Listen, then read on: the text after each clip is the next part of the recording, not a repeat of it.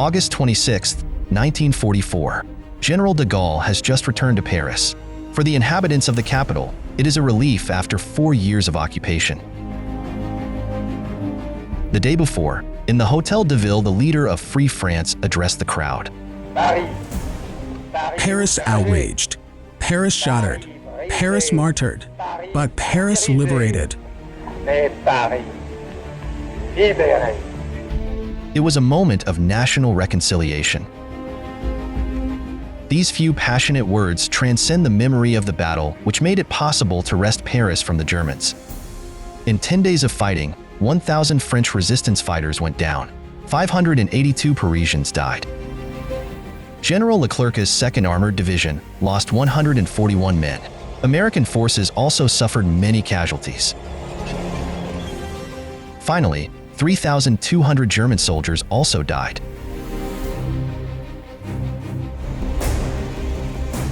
As a journalist and historian, I wanted to know what really happened in Paris between August 19th and 30th, 1944. I have collected testimonies. Right here, a Panther was parked in front of the Champs-Élysées. I collected some clues. Ultimately, books were also the victims of war. Living history enthusiasts recreated the conditions of the struggle for me. At the end of the day, on August 19th, the partisans only had enough ammunition for a few hours. From day one of the revolt, French army specialists explained urban combat techniques to me. There are floors, first floors, cellars, and low walls. That's what's dangerous. It's very tricky, absolutely. In the heart of the City of Light, I deciphered a battle whose fate was decided by a few things. An order to destroy the city of Paris was given by the leader. The city of Paris has ordered its destruction. This story is above all that of the insane courage of a handful of resistance fighters, joined by an army of free men, French and Americans. Together, they endured all trials and dangers and never gave up fighting to see their dream come true. The liberation of Paris.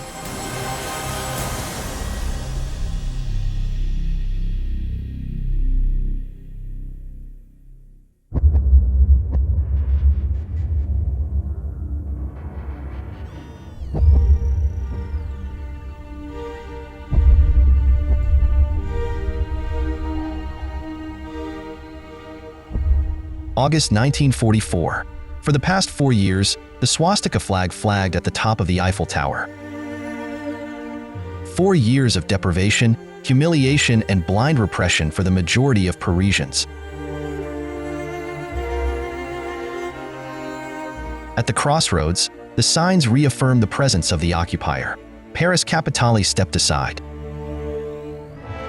It had become nothing more than Gros Paris, the hub of the German occupation machinery.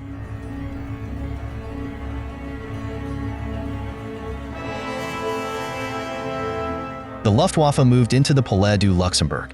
The Intelligence and Counterintelligence Service occupied the Hôtel Lutetia. The military high command in France was based at the Hôtel Majestic on Avenue Kléber. All of Western Paris was in trouble. The security police, including the infamous Gestapo, had several barracks in the city, including one at the military academy. Staff services occupied the disabled. The tower order displayed in big letters on Place de l'Opéra. The Wehrmacht Military Tribunal was located on Rue de Varennes. The prison, Rue du Church-Midi. August 7, 1944. General von Choltitz received his new command from Hitler himself. For the leader, defending the city, which he had visited briefly in June 40, was an absolute priority. However, the news wasn't good. After the Normandy landings on June 6th, another landings took place in Provence on August 15th. The 1st French Army and 3 American infantry divisions prepared to move up the Rhone Valley.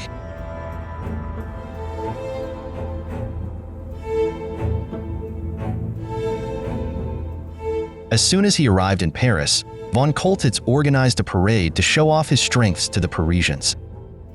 The German general wasn't a soft man. He had 50,000 Jews deported and made a name for himself at Rotterdam and Sevastopol.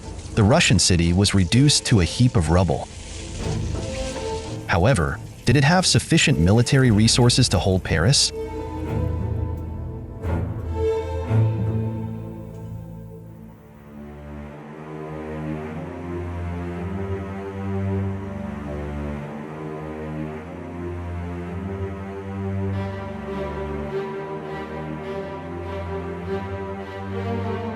Gilles Primaut has devoted a part of his life to the history of the liberation of Paris. For years, he has been compiling testimonies and collecting clues and pays tribute to the fighters who died for freedom.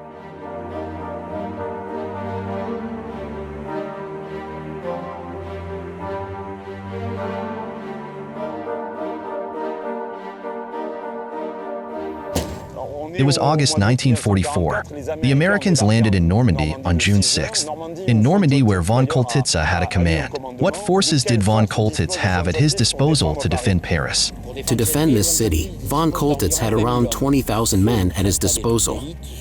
They were not elite troops. They were quite old soldiers, a lot of state employees who stayed behind. He integrated them into the 3 to 4 security regiments already in place and benefited from the presence and passage of troops from Normandy. That's how you find SS soldiers at Hessen Fort and Georgians from the Vlasiv army at the bottom of Romainville. Did he have armor at his disposal? Flak? He had a dozen tanks. It was equipped with flak and had an 88mm gun belt in the southwest of the Paris region. Was Paris ever fortified? The Germans fortified the strategic locations they occupied. The Majestic Hotel, the Senate Gardens. Then, in many streets, we found little casemates, little bunkers. And what orders did the leader give when he took command from his own hands? When he took command, the orders were to keep the passage clear. Troops forced to withdraw from Normandy had to pass through Paris and over its bridges.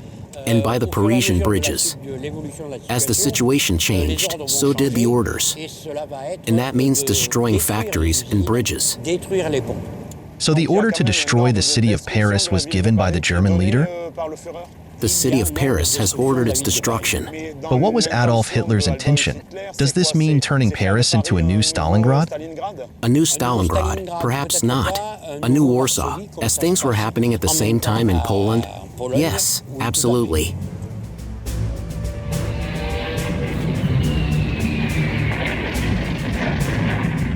Since August 1st, 1944, the Warsaw Ghetto rebelled. The Germans didn't spare a quarter. They reduced the Polish city to a pile of ashes. Paris could suffer the same fate. In his destructive madness, Hitler even wanted to send to the capital city one of his artillery monsters, the Karl mortar, whose 2-ton shells could pierce 45 centimeters of steel.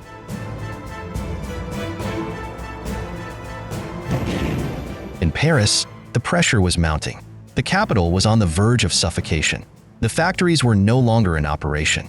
Sabotage of the railroads prevented supplies to the German garrison and Parisians. Gas was no longer available. Electricity supplies remained scarce. 2 million bicycles replaced cars due to lack of petrol. Economic life came to a complete standstill. The climate was one of insurrection.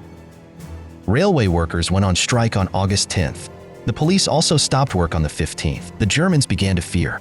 They disarmed the police officers in Asnières and Saint-Denis. 2,500 deportees left Pantin and headed for the death camps. The following day, August 16th, 35 young resistance fighters were shot in the Bois de Boulogne. Before the end of the month, 26 prisoners, police officers, RATP employees, and electricians were to be executed at the Château de Vincennes. The youngest was 17. On Wednesday, August 17th, 1,500 government employees demonstrated outside City Hall.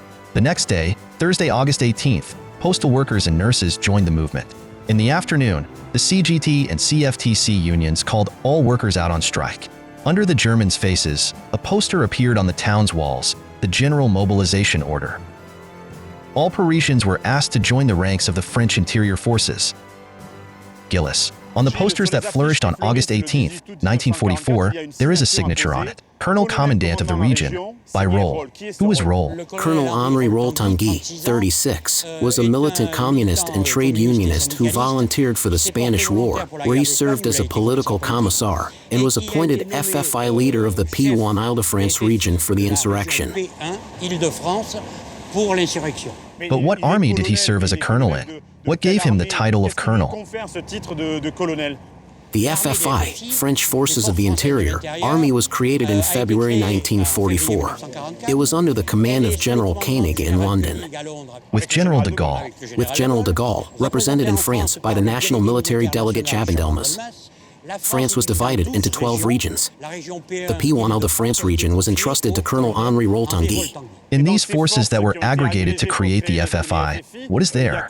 These were different resistance groups, weren't they? Exactly. The FFI grouped together the Organization for Army Resistance, ORA, the AS Secret Army, the MUR Corps Francs, United Resistance Movements, and the FTP Communist Forces, Franksterers ET Partisans Communists, which Roll-Tanguy knew well since he organized them in 1942. So, if I understand correctly, Colonel Roll-Tanguy was the head of all his forces in the Ile-de-France region. He coordinated them, but where exactly was he physically located? On the eve of the insurrection, Roll-Tanguy's headquarters were on Rue de Meaux in the 19th district. On August 20th, he moved into this building on Place Denfert-Trochereau. The building right there. This is the Paris City Hall's water department. At that time, he was in full view of the Germans. Everyone could see that he was there. So he set up his PC in the basement, where he had access to telephone communications, and the various exits enabled him to receive his liaison officers, who came in under the noses of the German soldiers patrolling the streets. The Ile-de-France FFI Leaders HQ was located at a depth of 26 m. It's a passive defense shelter that was built in 1939. Underground galleries link it to Denfert-Trochereau Station and the catacombs. 100 or more steps lead to the outside. A telephone exchange provided a permanent link with the passive defense stations, the water department, the metro, and the police headquarters.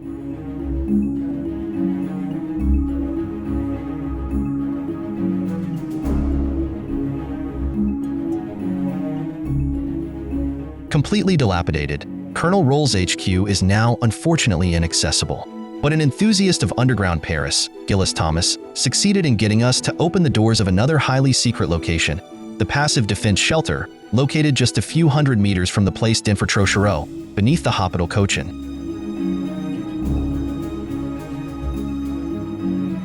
Throughout the insurrection, Roll-Tanguy stayed in the Denfert-Trochereau shelter.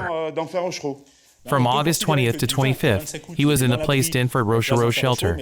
But Roll-Tanguy went out from time to time because he had meetings to attend at the police headquarters and things to observe for himself. But the PC was actually in use from August 20th to 25th, right under the Germans' feet. And why did they choose a shelter under Denfert-Trochereau? There were others in Paris.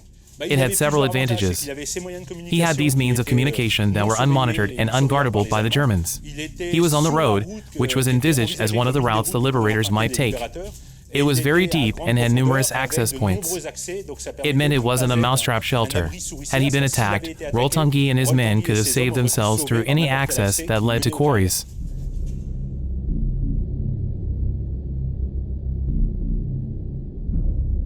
So here, typically, is an exit. Typically, this shelter, like any other, has at least one main access and one or even several emergency exits. And when we're in underground quarries, we have dozens or even 200 emergency exits to get back to the surface. Here we're faced with a concrete spiral staircase, which is exactly the same as the one Roll-Tanguy used on Sunday, August 20th, when he moved from the Rue Sculpture building to the shelter under the Place Denfert-Trochereau. It goes down by a staircase exactly like this one. It is impressive. A hell of a ride.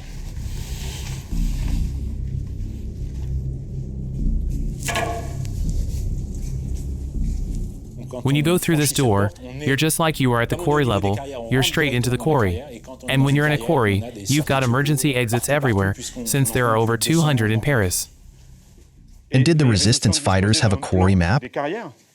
In fact, Dr. Siddle, who was at St. Anne Hospital, had first discovered the quarries in '43 from the passive defense shelter under St. Anne. He set about exploring the quarries and making a plan just for fun.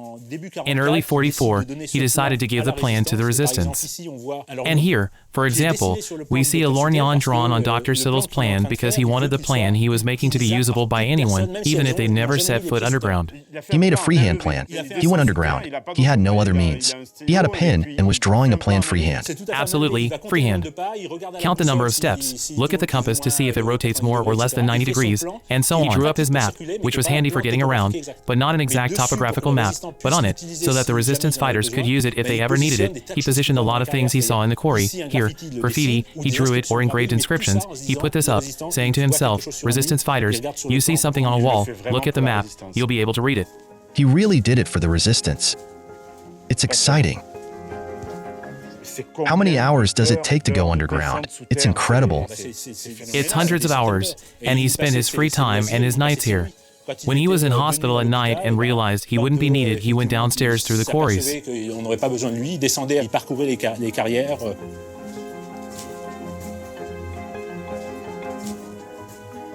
That's graffiti that was done by occasional visitors. Before Siddle made his plan. It was there even then. It was already there in '43. So we move on to where Siddle went to make his plan for the resistance. Is it fair to say that the quarries played an essential role in the liberation of Paris? It's perfectly fair to say so. No problem at all. The Paris insurrection came from the basements of the capital, which had been set up for passive defense at the time of the insurrection. This insurrection was coordinated from the basements of Paris, so from the basements of Paris came the liberation of the capital. At dawn on Saturday, August 19, 1944, several hundred undercover police officers surrounded the police headquarters.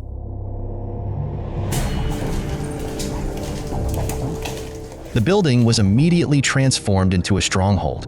Sandbags were piled in the window embrasures. Weapons were distributed. Fallback routes through the underground and metro tunnels were identified. At 10 a.m., a huge French flag was woven at the top of the building. At almost the same moment, the men in the courtyard began to sing a vibrant Marseillaise. The insurrection was well and truly underway. By Friday, August 18th, the FTP had taken over the town halls of Montreuil, Les Lillis, and Bondy. On Saturday 19th, the town halls of Saint-Denis, Neuilly, Vitry, and Aubervilliers fell. At 7 a.m., the 1st arrondissement town hall was taken. Resistance fighters took over Les Halles and the main post office on Rue du Louvre. The protection of the La Valette gas plants was assured. The FFI also went on the attack in the 13th arrondissement, with battles in Place d'Elodien, Boulevard Saint-Germain, Place d'Italie, and Boulevard Saint-Michel. Gunfire crackled in the 17th and 19th arrondissements. At 2 p.m., the Valette depot, held by striking railway workers, was attacked by 600 Germans who were repulsed. The whole city became a battlefield. There were an estimated 5,000 combatants in Paris, plus 10,800 police officers, including one brigade, Brigade C, who remained in uniform. The call to mobilization ordered them all to wear a blue-white-red armband bearing the Lorraine Cross. The fighters were given very strict instructions. Under no circumstances could they lock themselves inside conquered buildings. They had to get out, put the pressure on the Germans back, and fight everywhere at once. Easier said than done.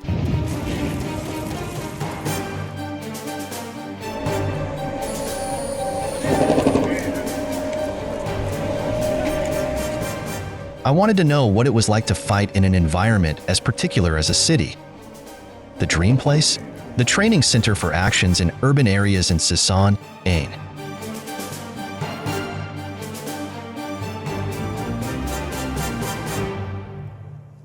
Did your radio fail, Captain? No, it's gone to move the vehicle. I'm going to join it. There's something that seems clear to me. There's no place for improvisation. In fact, you are on super precise protocols. Yes, indeed. We're really talking about what we call the elementary and reflex actions of the fighter, which every soldier learns as soon as he's incorporated. disembarking from vehicles, moving forward while covering your back and your comrades when crossing a street or entering a building. All these gestures are rehearsed in training to be applied in urban areas. An environment that requires precision and coordination. Here, an infantryman can quickly become isolated, lost among civilians, or the victim of fratricidal fire. Feedback from recent engagements in Iraq and Syria shows that it takes more than an hour to take over a city block. The urban zone means you have to be even stronger in your basic fighting skills. The city does not forgive. And now, for you, is it going well? Now it's going well. It's methodical, exactly. There's no need to rush. Every time, we look for realignments. We do a lot of logistical work to evacuate the wounded, treat them and provide supplies. So we're really on the right execution procedures. And we have a unit that, in the end, gains the upper hand over the enemy precisely because it is procedural. And it goes well. It means that time saves blood. That's exactly right.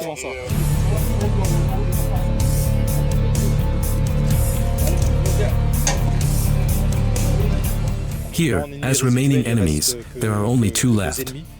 But you realize that even 2 enemies in an urban area are enough to establish a subgroup. Yes, that's it. What's the ratio? Was it? 6 to 1, 10 against 1, locally. This means that a single defender could stop 6 attackers. These are the standards of doctrine we established. So it's difficult to fight in urban areas. It's a zone that, a priori, benefits mainly the defenders.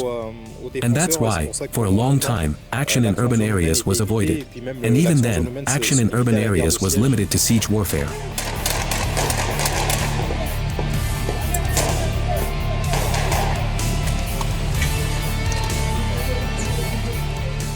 This is the problem in the urban area where all the dangers come from everywhere.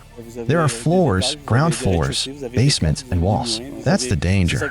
It's very tricky. Absolutely.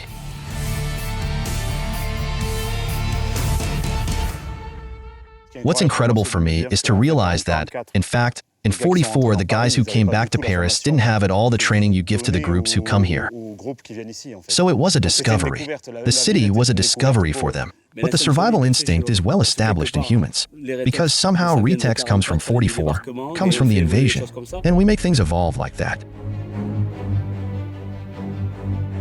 To formalize the battle you're fighting here in town experience also comes from the past and the battles before. Absolutely. We recover vintage videos, not films, but really vintage videos. We see the German army's first advance under armor, behind our Panzer. We're doing exactly the same thing now. Okay, of course, and enhanced, with today's technologies. So, in fact, you're immersed in history too. On Saturday, August 19th, the first day of the insurrection, the FFI occupied the city, extending as far as the Palais de Justice. The place Saint-Michel was defended by groups of FFI, along with numerous undercover police officers. All areas likely to provide entrenchments suitable for street warfare were occupied.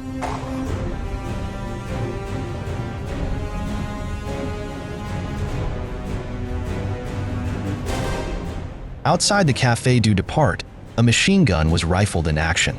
German forces tried to reach the police headquarters via the Pont Saint-Michel but were caught in a crossfire from the Palais de Justice, the police headquarters, and the Place Saint-Michel.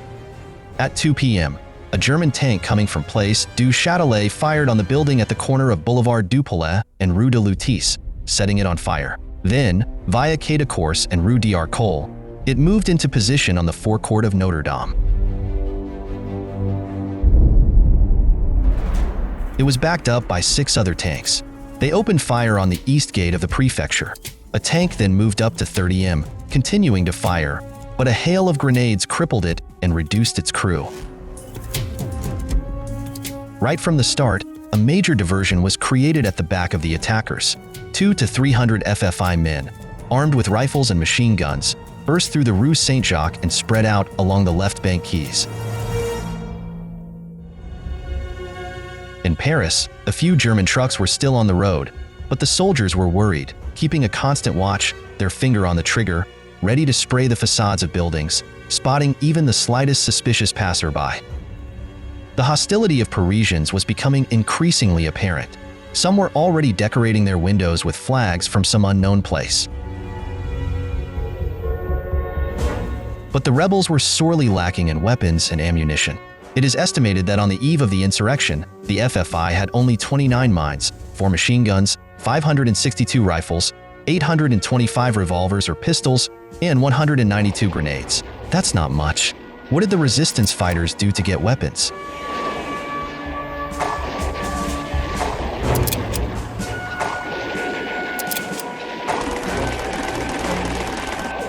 Simon Delarole has been a living history enthusiast for many years, studying the strategies implemented by resistance fighters in the early hours of the insurrection. Simon, the resistance didn't have armor, they didn't have artillery, obviously, and they didn't have many weapons. What tactics did they use at the start of the insurrection?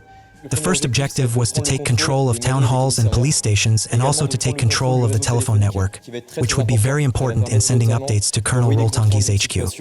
Who was in Dinfort-Trochereau. Absolutely, and he could deploy troops on an as-needed basis. But to wage war, firearms were needed. How could they get it back? Yes, indeed. Initially, fighting was carried out with knives and pistols. That's why the resistance fighters followed Colonel Roltanguy's orders to the letter, arming themselves by any means necessary.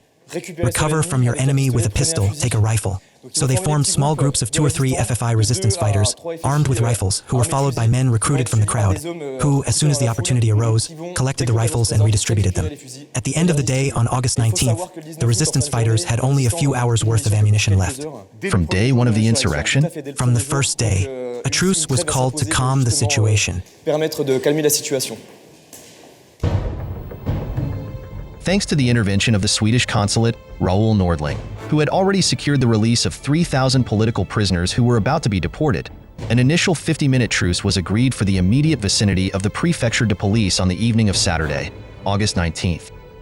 But within the resistance itself, enemies and opponents of the truce were quarreling. Communists were keen to keep up the fight. After another meeting of the National Council of the Resistance, the truce was extended until Tuesday, August 22nd at 4 p.m., but the fighting never really stopped. By August 20th, resistance fighters had seized the town hall, but arms and ammunition were still in short supply. The future of the rebellion was uncertain. At the same time, General de Gaulle arrived in Normandy. The 3rd U.S. Army was preparing to cross the Seine, Eisenhower explained.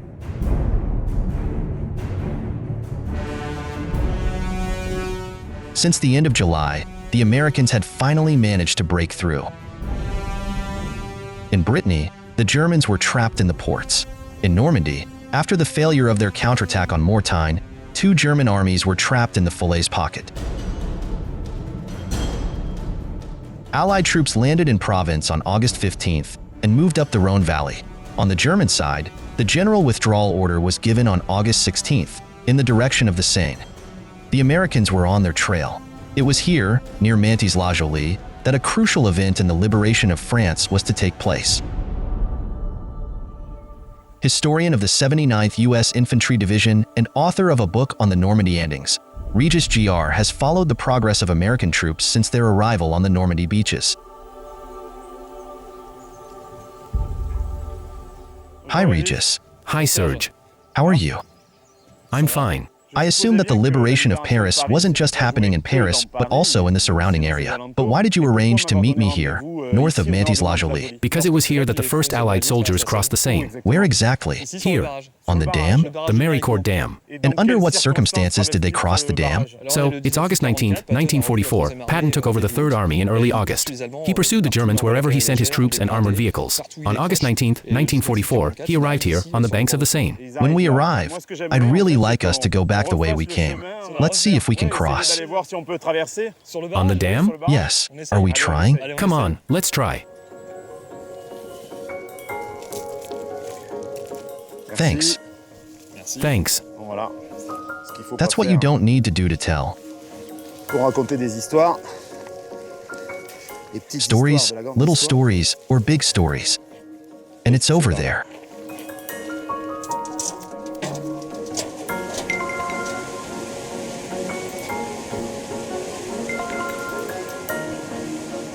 This construction, on the other hand, is recent. Back in the 60s, it was a much more basic dam, with a footbridge running flush with the river.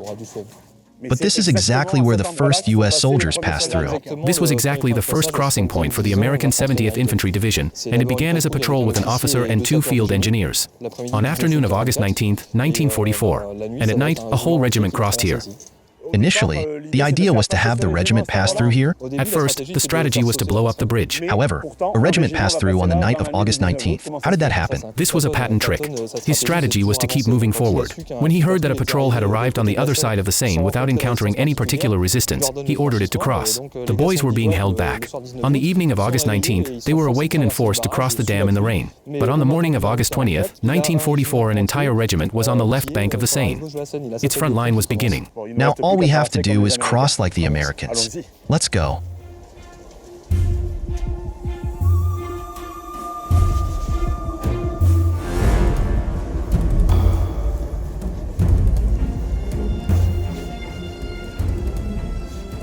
One more adventure, Regis. Here we are, now on the Seine.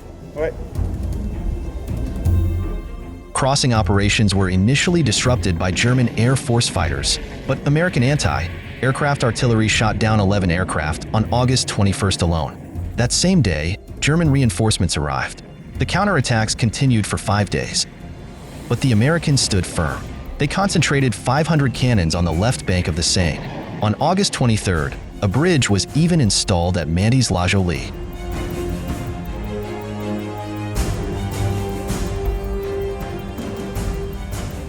Serge, we arrive at the exact spot where the main bridge for the Mantes bridgehead used to be. Nothing has changed here.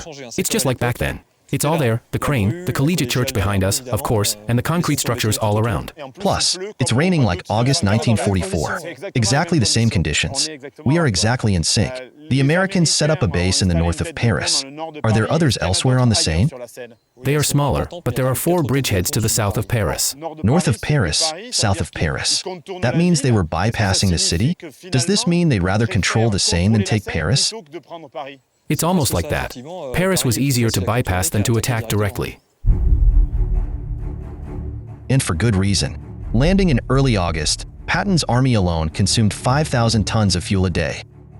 Supply lines were becoming increasingly long. Day and night, ammunition, foodstuffs, medical supplies, and repair and maintenance equipment had to be transported to and from the beaches of Normandy.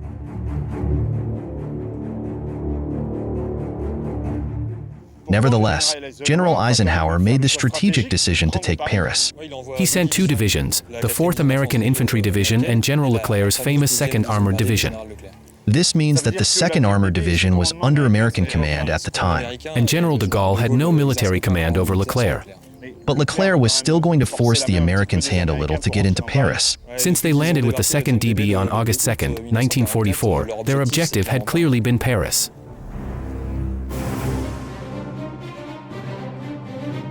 Landing in early August, the 13,500 men and women of the 2nd Armored Division had already taken part in some very tough fighting in Normandy in the Argentan region. General Leclerc, who had been fighting since the end of 1940, dreamed of restoring national legitimacy to a France battered by 4 years of occupation and collaboration.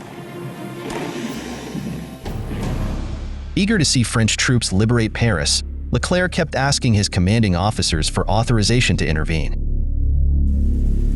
On August 21st, in defiance of orders, he decided to send a reconnaissance detachment to Paris under the command of Commandant de Guillebon. A squadron of light tanks, a squadron of self-propelled guns, and a platoon of infantry charged towards the capital.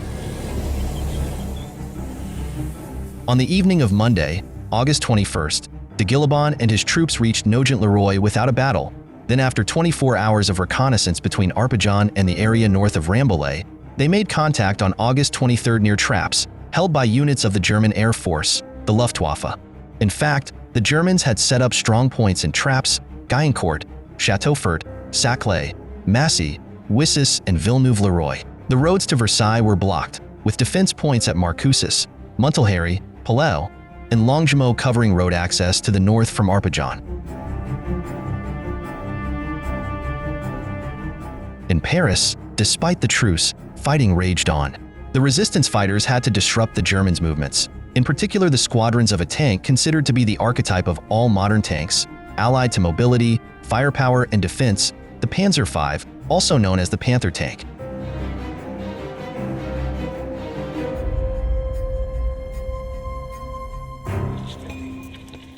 On August 21st, Colonel Roltanguy applied a new tactic. He had a poster displayed on the capital's walls. In view of the possible reactions of the retreating enemy, the Parisian population was invited to prevent armored vehicles from moving through Paris by immediately setting up barricades. Men, women, children, young and old, all to the barricades.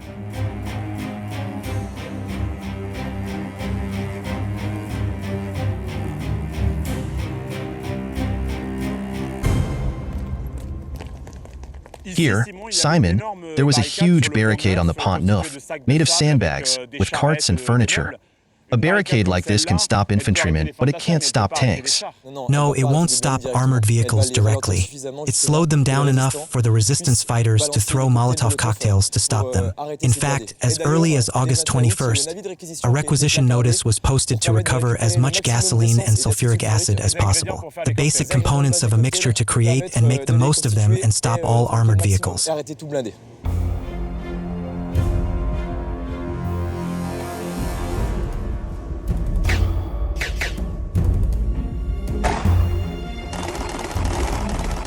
After August 22nd, at least 500 barricades were set up all over Paris. Parisians were in the streets, and the battle was still raging near the Palais Royal, Place Pereire, Place Saint-Augustin, Place du Panthéon, Place Malbert, Place de la Chapelle, Rue de Seine, and around the Senate.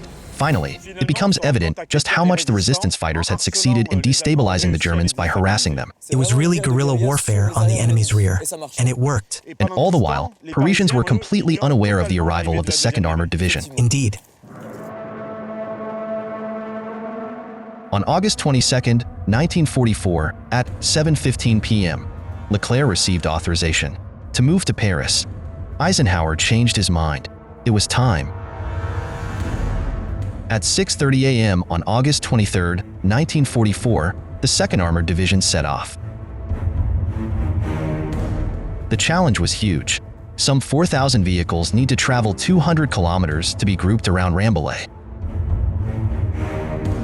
The front columns followed two axes, the first from Saze to Saint-Cyr, the second from Carouges to Limours.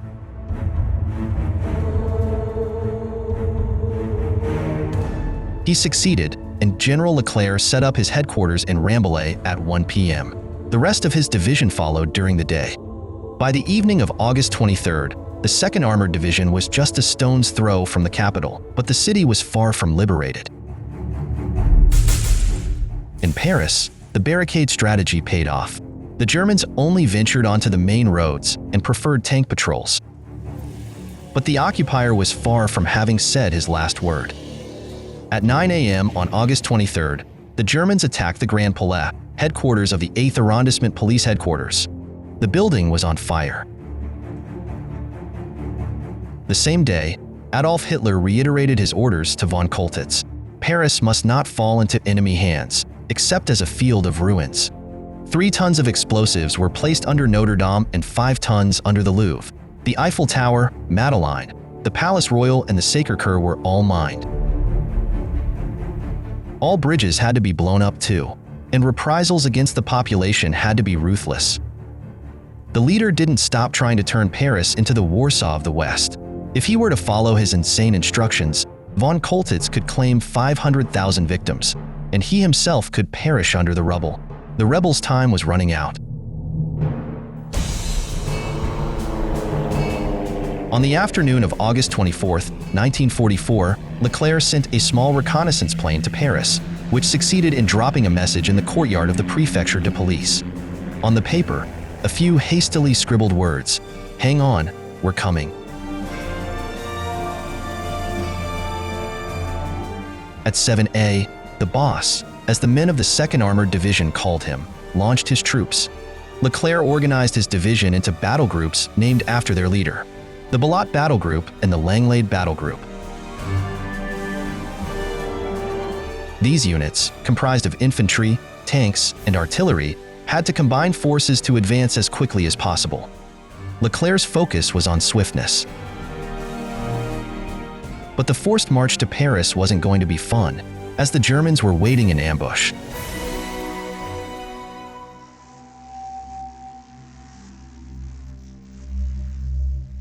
Laurent Fournier is passionate about the 2nd Armored Division, to which he and his friend Alain Aymar have dedicated a 2-volume work that is a reference on the subject.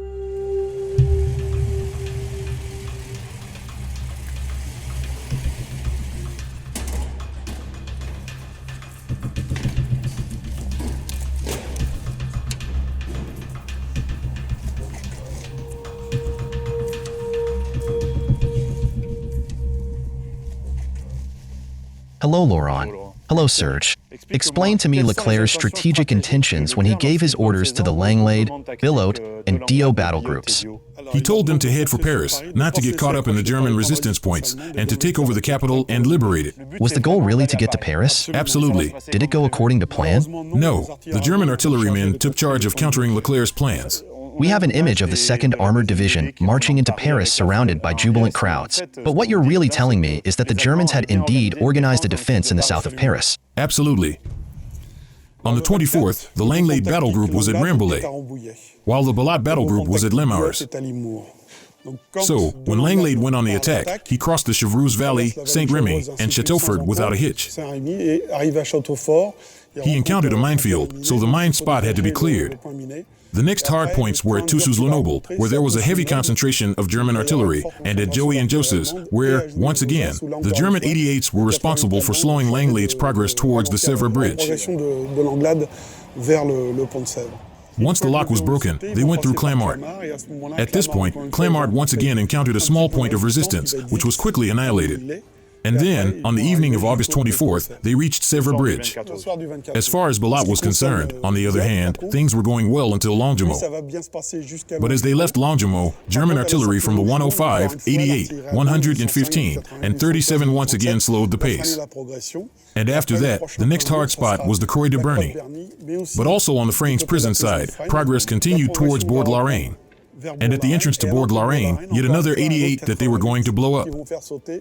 But as evening fell, they stopped at the Croix de Berny. This means that, on the evening of August 24, 1944, the objectives of re-entering Paris had not been achieved. Absolutely. Blocked at the entrance to Bourg-la-Reine, General Leclerc was impatient. Noticing Captain Raymond Dron passing by, he called out to him. On the evening of August 24th, General Leclerc decided to send Captain Dron into Paris. What exactly did he say to him? He told him to head for Paris, not to get hung up, and to enter the city, to warn Parisians that the whole division would be in Paris tomorrow morning. What I suggest is that you retrace Captain Dron's route, on board this half-track. Extra. So, on the other hand, it's called the Guadalajara. There's a Republican flag on the side. For what reason? Well, when the 2nd Armored Division was launched in Timor, Morocco, many Spaniards, Spanish Republicans, joined the French army to continue the fight against the Nazis. The 9th Company consisted of 140 to 150 Spanish nationals. Hence the name Neuve rather than 9th Company. Come on, Adelante, let's go.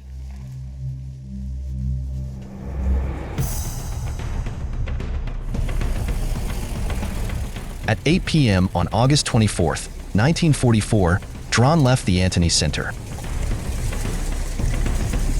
The detachment comprised 200 troops, 2 infantry platoons, 3 Sherman tanks, the Romilly, Montmorel, and Champaubert, and an engineer platoon.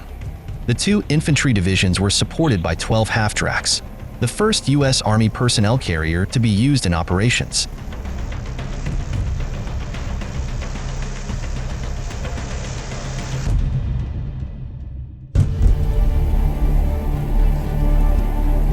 Guided by a young man, Georges Chevalier, the Dron detachment passed through Les-les-Roses, Cacon, Arcueil, and Fort de Bicêtre. At 8:45 p.m., he entered Paris via the Port d'Italie. After believing in the arrival of German reinforcements, then American troops, Parisians rushed to the aid of those they affectionately called Leclerc's French troops. The reception was frenetic. the small troop was overwhelmed by a crowd that was hard to keep out. Soon, the armored vehicles were moving up the Avenue d'Italie, down the Boulevard de El Hospital, across the Pont d'Austerlitz, along the Quai Henri IV, and finally reaching the Hotel de Ville at 9:22 p.m. Captain Dron immediately placed his forces on the square, ready to repel a German attack, and rushed to greet the staff of the National Council of the Resistance. At 10:30 p.m., all the church bells began to ring. A few miles away, Leclerc learned that his captain had completed his mission. Supported by resistance fighters, the French and Americans prepared to do battle in the heart of Paris.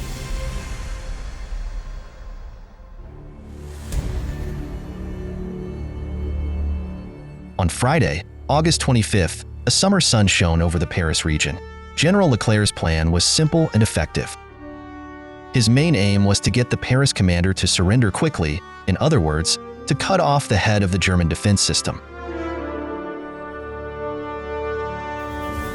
The 4th American Division cleared the east of the capital along the Port d'Italie-Bastille line.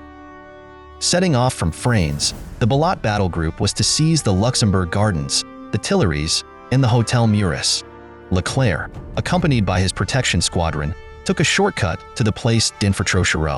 The DO group, via the Port d'Orléans Gate, controlled the Chamber of Deputies, the Invalids, the Ministry of Foreign Affairs, and the Military Academy, thereby closing off all the entrances to the south of the Place de Louisiana Concorde. The groupement Langlade, which arrived via de St. Cloud Gate, had to secure the Pont de la Concorde to reach the Place de l'Étoile, knock down the Majestic Hotel, and cordon off the Avenue de Champs-Élysées. The tanks of the 2nd Armored Division had to seize the Eiffel Tower, secure the Champ de Mars, and force the surrender of the École Militaire. This was no easy task. Fred Moore joined the Free French Forces in June 1940 as a lieutenant in the Moroccan Spahi's marching regiment and was Grand Chancellor of the Compagnons de la Libération. He remembers very well those feverish hours, which have a special personal resonance for him. Did you know what forces were arrayed against you? If the Germans were entrenched, what kind of weaponry did they have? Nothing at all. It was really blind. It was a blind day for me, of course. They shot it anyway. But I've never been in there. That wasn't my mission. You've never been to the military academy? Never. That wasn't my mission. My mission was to attack from the front and then ensure that the enemy, if any, remained silent. You told me that there were traces of fighting on the front. Traces of the fighting that took place that day can still be seen on the front of the military school. Oh, but of course. And can you show them to me? Oh, I didn't count them, but I can show them to you easily. Let me hold your hand and we'll go together. That doesn't mean I have to marry you. No, it's okay. All right then, let's go.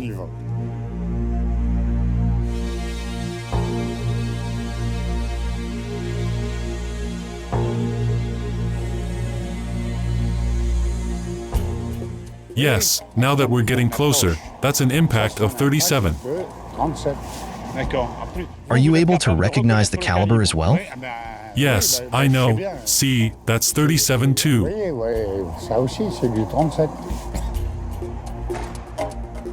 I don't think it's 37 at all. Most probably the machine gun.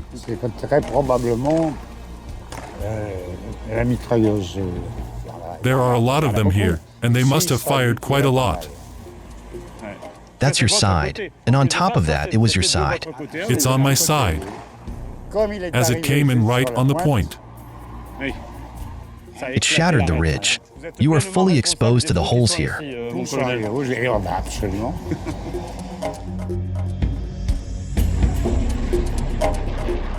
Extremely violent, the fighting also left its mark inside the building, particularly in the library.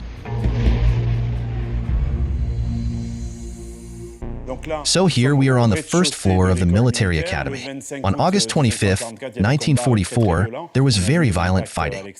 We saw the impacts outside. And was the library also affected? It was in the middle of the fighting. Yes, the Germans occupied this library. And so the Germans had protected the windows with sandbags or pottery and supplemented them with books. You mean, they wedged structures into the embrasures to protect themselves. Some books were hit by the bullets from outside. And that's what you've discovered. When you refurbish books, you regularly discover the scars. Fighting with bullets coming from outside. And so you have specific examples of that. So we found a number of books in stores and shop windows with bullet holes in them. Some were really devastated. It's an effect on the back. And recently, I was drawn to a preservation box where fragile paperback books are stored. And I was attracted to this hole. So I opened the box, and the hole continued into a paperback book. So, of course, I opened. Indeed, the book has been completely perforated. And I found this shot that was stopped in its tracks. So it came from outside. It stopped its course. It went through the lid of the box. It stopped its course directly in this work.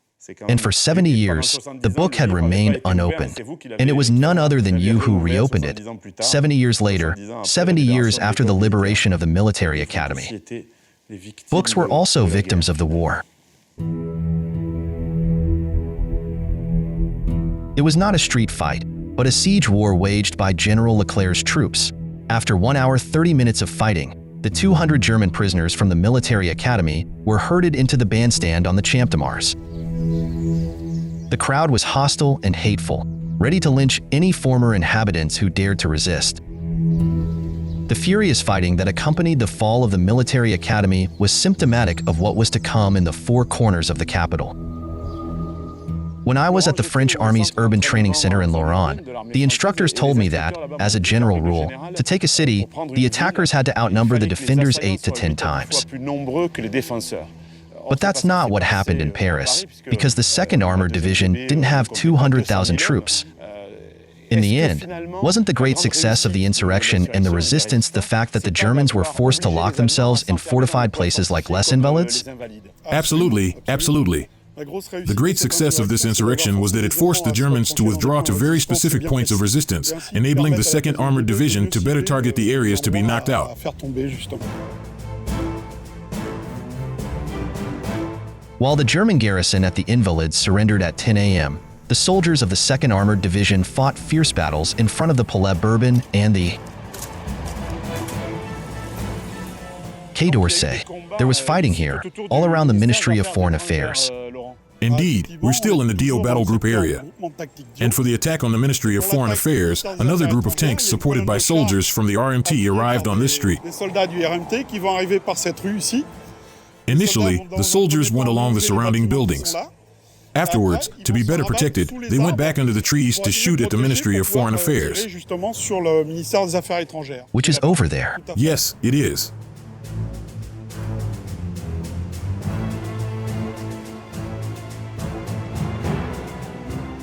So here, the infantrymen were under the cover of the trees, behind us, and they were firing at the Ministry of Foreign Affairs, which is over there. Exactly. There are infantrymen on either side, behind the trees, fired at the windows.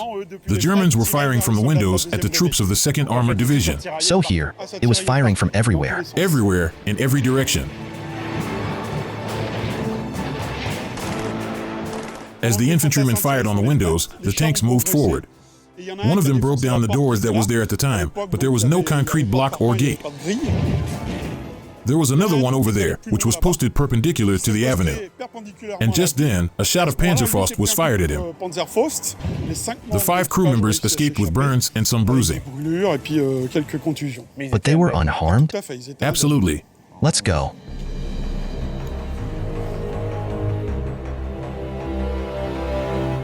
En route to Archives, Captain Drawn and his soldiers had to fight to seize the telephone exchange that the Germans were threatening to blow up.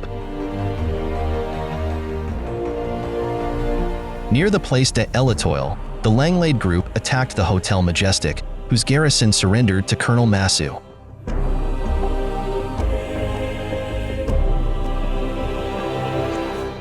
Occasionally, A few German tanks would dare to leave their strongpoint without being accompanied by infantrymen to protect them. This was the case in the Luxembourg Gardens, where a Panther was destroyed. On Rue de Médicis, German tanks parked in the Tuileries Gardens also had a macabre time. The Germans had just fired on the crowd surrounding the tanks from the Place de la Concorde. You could feel the blast of the shell on your face. People are affected now. People lay down, along with many others, in the middle of the Champs-Élysées.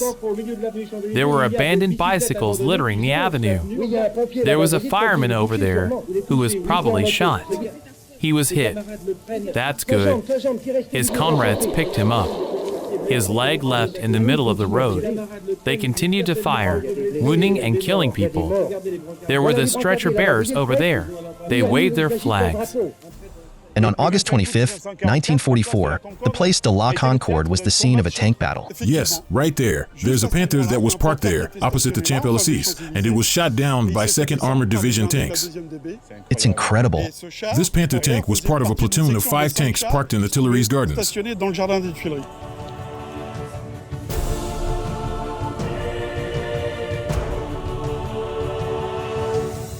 So there were 2 Panthers on the right, on the Seine side, and 2 more on the left, on the Rivoli side. But why so many tanks in such a small space? Simply to protect von Choltitz, who had occupied quarters in the Hotel Muris on the Rue de Rivoli. Right here? Right here. At the Tuileries, 6 armored vehicles, including 4 Panther tanks, and around 20 trucks were destroyed, while 160 vehicles and 350 troops were caught. By 11 a.m., Colonel Ballat had sent an ultimatum to the commandant of the Paris. But von Choltitz wasn't willing to surrender without a last stand. "We'll have to fight." Ballat attacked the Hotel Muris at 2 p.m. After fierce fighting during which the 2nd Armored Division lost 5 soldiers, Le Muris finally fell. It was 2:40 p.m. The Tower Command, seated at the Garnier Opera House, also fell.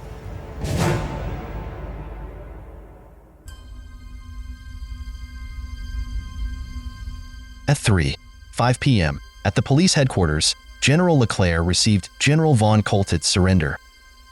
Immediately after signing, the 2 men went to Leclerc's headquarters at the Montparnasse station, where they put the surrender into practice. Joint parliamentary missions responsible for enforcing the surrender were formed. It included a 2nd Armored Division officer, a German officer, and usually an FFI officer. From 4:30 p.m. on August 25, 1944, the emissaries carried the ceasefire order to the area where the fighting was still going on.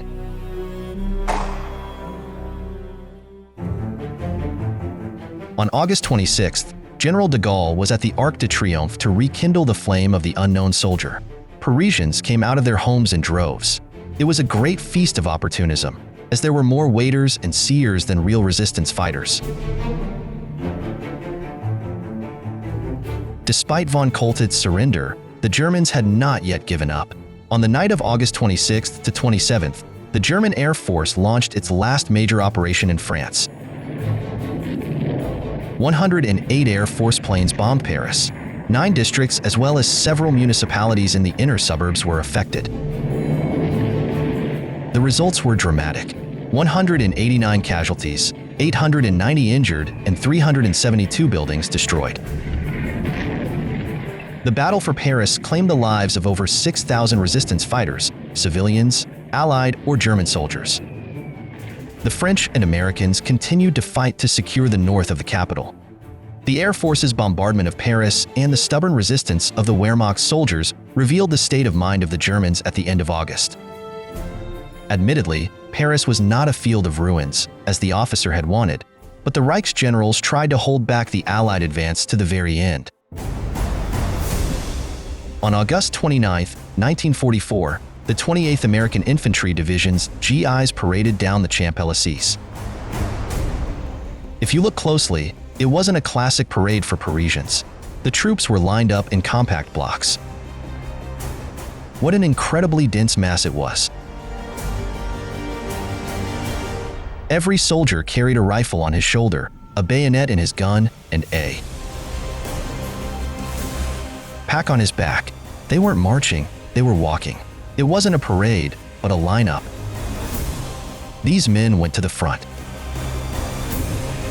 Many more battles were to take place in France before reaching Strasbourg and the banks of the Rhine. Berlin didn't fall until May 1945, but the Second World War was far from over.